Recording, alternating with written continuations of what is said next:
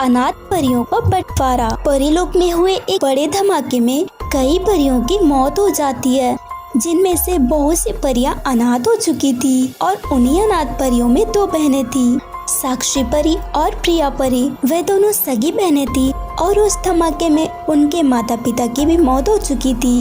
अब उनकी जिंदगी में कोई भी खुशी नहीं थी और वे हमेशा उदास रहने लगती हैं। प्रिया, चलकर खाना खा लो। नहीं दीदी, मुझे भूख नहीं है। आप मुझे कुछ देर के लिए अकेला छोड़ दीजिए प्लीज। प्रिया, मेरी बात समझने की कोशिश करो। हमारे ऐसे दुखी होने से कुछ भी नहीं होने वाला। ऐसे हमेशा दुखी रहने से माँ पापा वापस नहीं आएंगे, इसीलिए अब हमें ही खुद को संभालना होगा और आगे बढ़ना होगा। अच्छा चलो, हम बाहर टहलने के लिए चलते हैं, जिससे हमें अच्छा लगेगा। फिर वे दोनों बाहर टहलने के लिए जाती हैं। दीदी, मुझे प्यास लगी है, चलिए उस तालाब के पास चलकर पानी पीते हैं। वे दोनों उस तालाब के पास पानी पीने के लिए जाती हैं। रुको, तुम दोनों यहाँ पानी नहीं पी सकती। पर हम क्यों नहीं पी सकते? अब तक तो हम यही पानी पीते थे। क्योंकि तुम दोनों अनाथ हो चुकी हो और कोई भी अनाथ परी इस तालाब में पानी नहीं पी सकती, और इस बात से सभी परियां सहमत हैं। ये तुम कैसे पागलों जैसी बातें कर रही हो? मैंने एक बार कह दिया सो कह दिया, तुम इसमें पानी नहीं पियोगी। दीदी, ये कैसी मूर्खों वाली बातें कर रही है। चलो हम यहाँ से घर चलते हैं। फिर दूसरे दिन साक्षी परी और प्रिया दोनों मार्केट जा रही थी, तभी रास्ते में उन्हें वही परी मिलती है और वे बहुत ही उदास थी। क्या हुआ? तुम इस तरह से उदास क्यों हो? तुम्हें तो मुझसे नाराज होना चाहिए ना। मैंने तो तुम्हें कितना बुरा भला कहा और तालाब में पानी पीने से भी मना किया था, फिर तुम मुझसे बात क्यों कर रही हो?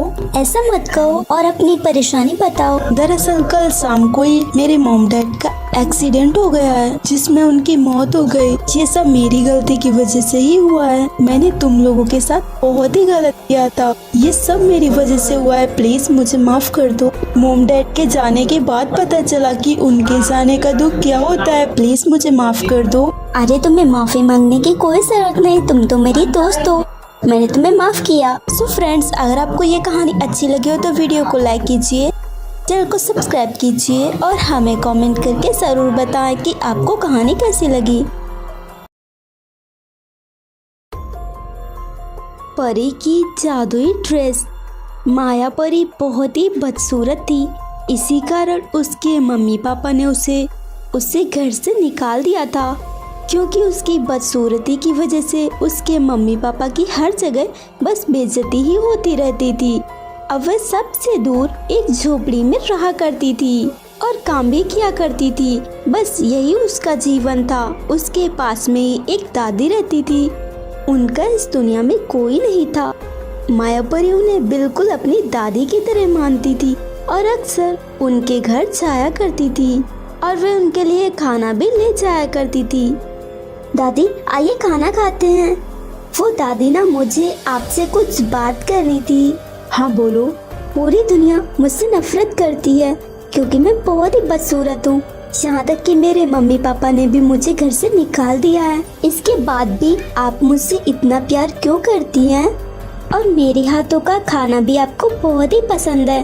दरअसल बेटी, मैं इंसान की ऊपरी खूबसूरती नहीं देखती हूँ, बल्कि उसका मन देखती हूँ, और तुम मन से बहुत ही अच्छी हो, इसीलिए तुम इस दुनिया की सबसे खूबसूरत परी हो। एक दिन माया परी काम से घर लौट रही थी, तभी रास्ते में उसे एक बच्ची दिखाई देती है जो कि उदास बैठी हुई थी। क्या हुआ, तुम इतनी उदास क्यों बैठी हो?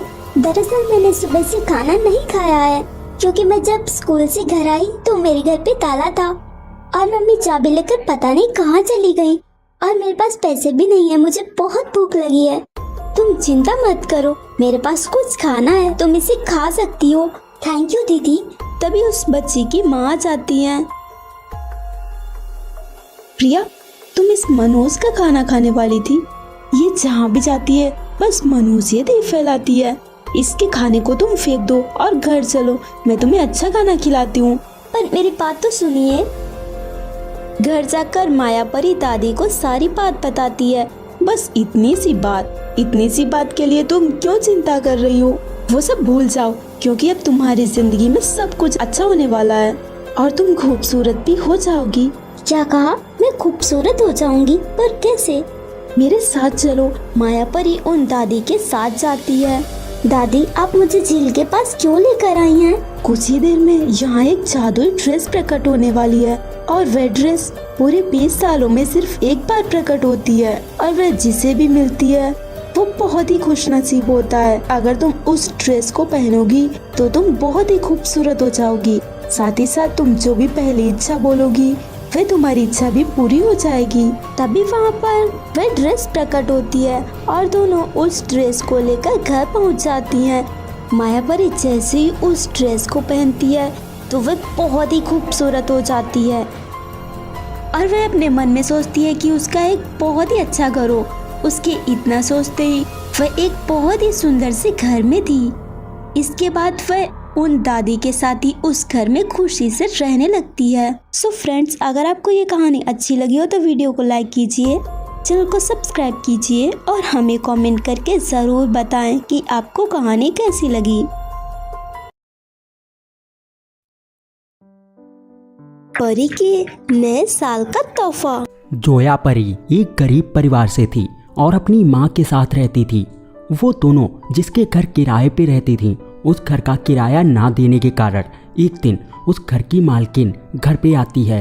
अपना बोरिया बस्ता उठाओ और निकलो यहाँ से। मैं ही बेवकूफ थी जो तुम दोनों को यहाँ रहने दिया। पूरे 5 महीने का किराया बाकी है। अगर और कोई होता ना तो अब तक पुलिस में कंप्लेंट कर चुका होता। मैं अपने पैसे तो निकाल कर ही रहूंगी, चाहे कुछ भी क्यों ना करना पड़े। भागो यहाँ से। माँ, अब हम क्या करेंगे? कहाँ रहेंगे? हमारे पास तो और कोई घर भी नहीं है। अब हम क्या करेंगे? बेटी तू चिंता मत कर, हम कुछ तो कर ही लेंगे। तब तक के लिए हम इसी पेड़ के नीचे टेंट लगाकर रहते हैं। यहाँ छाया है और आसपास कितनी शांति है। ठीक है। दोनों उस पेड़ के नीचे टेंट लगाकर रहने लगती हैं। उसकी माँ काम पे जाती है तो वह पास के जंगल से फूल तोड़कर बेचा करती, जिससे उसे कुछ पैसे तो मिल ही जाते थे और ये खाली बैठने से तो अच्छा ही था। इसी तरह एक दिन वो फूल तोड़ने के लिए गई। आज तो फूल कुछ ज्यादा ही ताज़ा लग रहे हैं। उम्मीद है आज ज्यादा बिकेंगे। वो फूल तोड़ने लगती है, तभी उसे कुछ अजीब सी आवाज सुनाई देती है। ये क्या? मैंने किसकी आवाज सुनी? शायद मेरा भ्रम होगा, क्योंकि आसपास तो कोई भी नहीं है। वह वापस से फूल तोड़ने लगती है। कौन हो तुम? तुमने मेरी बात का जवाब नहीं दिया। कौन है ये? कौन मुझे डराने की कोशिश कर रहा है? कोई दिखाई क्यों नहीं देता? मैं तुम्हारे सामने ही तो हूँ, पर तुम मुझे दिखाई क्यों नहीं दे रहे हो? मैं एक जादुई कमल का फूल हूँ। क्या? जादुई कमल का फूल? पर तुम कैसे बात कर सकते हो? मैंने तो आज तक किसी फूल को बात करते नहीं देखा। मैंने कहा ना कि मैं एक जादुई फूल हूँ और सभी फूलों में सिर्फ मैं ही जादुई हूँ, बाकी कोई नहीं। अच्छा, पर आज से पहले तो मैं तुम्हें कभी यहाँ नहीं देखा। वो इसलिए क्योंकि मैं कभी कभी यहाँ प्रकट होता हूँ। वैसे तुम इतनी सुबह सुबह इतने सारे फूलों को क्या करोगी? जोया परी उसे अपनी सारी स्थिति बताती है। ये सब सुनकर सच में मुझे तुम्हारे लिए बहुत ही बुरा लग रहा है, पर तुम्हारी समस्या का मेरे पास हल है। सच में? पर क्या? मैं तुम्हें कुछ देता हूँ जिससे तुम्हारी सारी परेशानियाँ दूर हो जाएंगी। इतना कहकर वो कमल जोया परी को एक फूल देता है। चलो, तुम जिस जगह जाओ वहाँ इसे रखना। इसके रखते ही यह एक विशाल जादुई घर के रूप में बदल जाएगा और उस घर में तुम्हारी सारी जरूरत की चीजें होंगी और तुम इसे नए साल का तोहफा समझ सकती हो। आपका बहुत बहुत धन्यवाद। मैंने तो सोचा भी नहीं था कि नया साल मेरे लिए इतनी सारी खुशियाँ लेकर आने वाला है। अब मैं चलती हूँ और मैं कभी कभी आपसे मिलने आया करूँगी। हाँ, क्यों नहीं।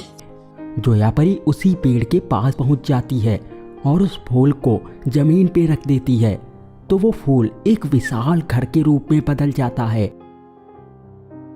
तभी वहां पे उसकी माँ आ जाती है और वो अपनी माँ को सारी बात बताती है। ये सब सुनकर उसकी माँ भी बहुत ही खुश होती है। तो दोस्तों, ऐसी और कहानियाँ देखने के लिए चैनल को सब्सक्राइब कर लीजिए और पास वाले घंटे को भी दबाइए